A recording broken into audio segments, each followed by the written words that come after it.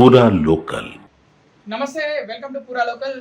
తెలంగాణ రాష్ట్రంలో త్వరలో ZPTC, MPTC అలాగే సర్పంచ్ ఎన్నికలు జరగబోతున్న విషయం మనందరికీ తెలిసిందే. ఈ నేపథ్యంలో ప్రస్తుతం మనం ఉస్నాబాద్లో ఉన్నాము. ఇక్కడ వీళ్ళతో మాట్లాడించే ప్రయత్నం చేద్దాము. ఈ నియోజకవర్గంలో చుట్టుపక్కల మండలాల్లో అలాగే గ్రామాల్లో పరిస్థితి ఎలా ఉంది, ఎవరు గెలవబోతున్నారు ఏంటి అని. మీ పేరండి? నా పేరు విద్యాసాగర్. ఓకే, మీరు ఏం చేస్తారు? బిజినెస్. Okay, business. ఓకే, ఇప్పుడు త్వరలో తెలంగాణ రాష్ట్రంలో జెడ్పీటీసీ, ఎంపీటీసీ, సర్పంచ్ ఎన్నికలు జరగబోతున్నాయి. నిజంగా వీళ్ళు అవసరమా? తెలంగాణ రాష్ట్రానికి జెడ్పీటీసీ, ఎంపీటీసీలు, సర్పంచ్లు వీళ్ళ వల్ల అభివృద్ధి జరుగుతుందా? అంటే ప్రజలు కోరుకున్నంత మేరకు అభివృద్ధి జరుగుతుందని మీరు అనుకుంటున్నారా? ఓకే, ఖచ్చితంగా జరుగుతుంది. ఎందుకంటే ఎంపీటీసీ కావచ్చు, జెడ్పీటీసీ కావచ్చు, సర్పంచ్ అభ్యర్థి అనేవాడు ఈ ఆయా గ్రామాల్లో వాళ్లకు నిత్యం అందుబాటులో ఉంటారు. ప్రజల ఆ ఓటర్ల కష్ట నష్టాలు అన్నీ ఆ సర్పంచ్ కానీ, ఎంపీటీసీకి, జెడ్పీటీసీకి ఆ గ్రామస్తులకు తెలిసి ఉంటాయి.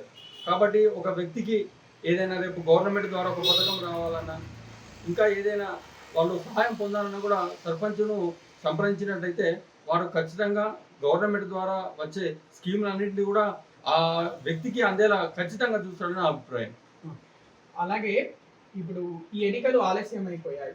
దాదాపు ఎప్పుడో 2024లో జరగాల్సిన సర్పంచ్ ఎన్నికలు, 2020 ఫిబ్రవరిలో జరగాల్సిన ఎంపీటీసీ, జెడ్పీటీసీ ఎన్నికలు ఇప్పుడు జరుగుతున్నాయి.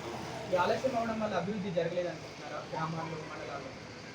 నాకు తెలిసినంత వరకు అభివృద్ధి అనేది కుంటుపడ్డది.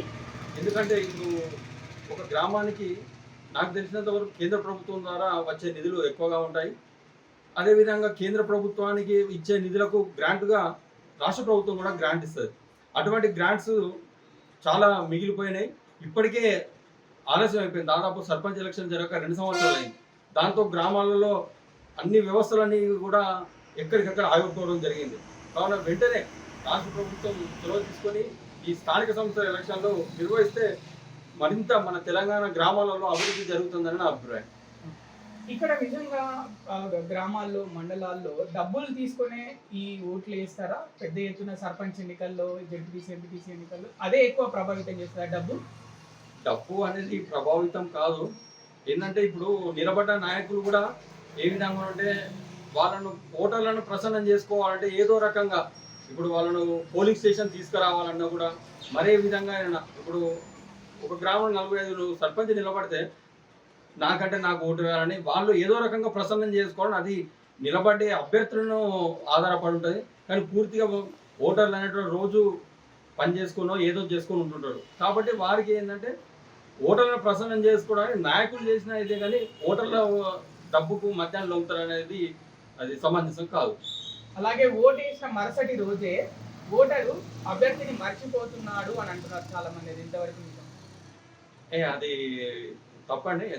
ఎందుకంటే డబ్బు తీసుకునే ఓటేస్తున్నారు కాబట్టి నేను డబ్బులు తీసుకున్నా ఓటేసిన, ఇక 5 సంవత్సరాలు ఏమైనా చేసుకొని నాకేంది అని అనుకుంటున్నారా ఓటర్లు? అట్లా కూడా ఉన్నారా కొంతమంది? మీకు అనిపిస్తుందా? అంటే కొంతమంది ఉంటారు, వాళ్ళు రాజకీయ భవిష్యత్తు ఆలోచన లేని వాళ్ళు అట్లా అనుకుంటారు.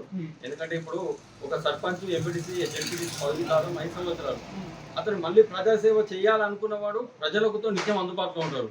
అది ఆలోచన ఆ గెలిచిన వ్యక్తికి ఉంటే అలా అనుకోడు. ఇక ఆలోచన లేక ఉన్న వ్యక్తి అయితే అలానే అనుకోవచ్చు. ఇక చివరిగా చెప్పండి, కులం ఆధారంగా కూడా ఓట్లు వేస్తారా? మీరు మా కులం వాళ్ళు, కులం ఓట్లు మొత్తం నాకే పడాలని అభ్యర్థి అడిగితే, సర్పంచ్ అభ్యర్థి, జెడ్పీటీసీ, ఎంపీటీసీ అభ్యర్థి అడిగితే అట్లా వేస్తారా ఓట్లు కులం ఆధారంగా కూడా? కులం ఆధారంగా అంటే ఒక వ్యక్తి కులం 100% ఫ్యాక్టర్ కులం మీద పడే. ఇప్పుడు ఒక వ్యక్తి ఏదైనా సామాజిక వర్గానికి చెందిన వ్యక్తి ఎంతో కొంత ఫ్యాక్టర్ కులం అనేది పనిచేస్తుంది. 100కు 100% మాత్రం కులం పనిచేయదు. ఎందుకంటే ఇప్పుడు ఒక వ్యక్తి నిలబడ్డంటే కులం ప్రభావం కొంచెం కనబడుతుంది. అతని యొక్క నేచర్, ఇతను గెలిస్తే డెవలప్ చేయగలుగుతాడా, మనందరికీ అందుబాటులో ఉంటాడా అని ప్రతి ఆలోచించే వాళ్ళు ఉంటారు. కులం ఫ్యాక్టర్ అనేది 100% పనిచేయదు, ఎంతో కొంత మేర అయితే పనిచేస్తుంది. అలాగే ఇప్పుడు ఈ జరగబోయే స్థానిక సంస్థల ఎన్నికల్లో ఉస్నాబాద్ చుట్టుపక్కల, ఉస్నాబాద్లో మొత్తం కలిపి ఏ పార్టీ ఎక్కువ స్థానాలు గెలుచుకోబోతుందని మీరు అనుకుంటున్నారు? పల్లెల్లో అయినా, మండలాల్లో అయినా? ఇప్పుడు ఇక్కడ ఏంటంటే ప్రధానంగా జాతీయ పార్టీలు కాంగ్రెస్, భారతీయ జనతా పార్టీ ఉన్నాయి. అదేవిధంగా మొన్నటి వరకు ఉన్న తెలంగాణ భారత రాష్ట్ర సమితి కూడా కొద్దిగా ప్రభావం చూపెడుతుంది. ప్రధానంగా ఈ 3 పార్టీల మధ్య ఉంటుందని అనుకుంటున్నాను.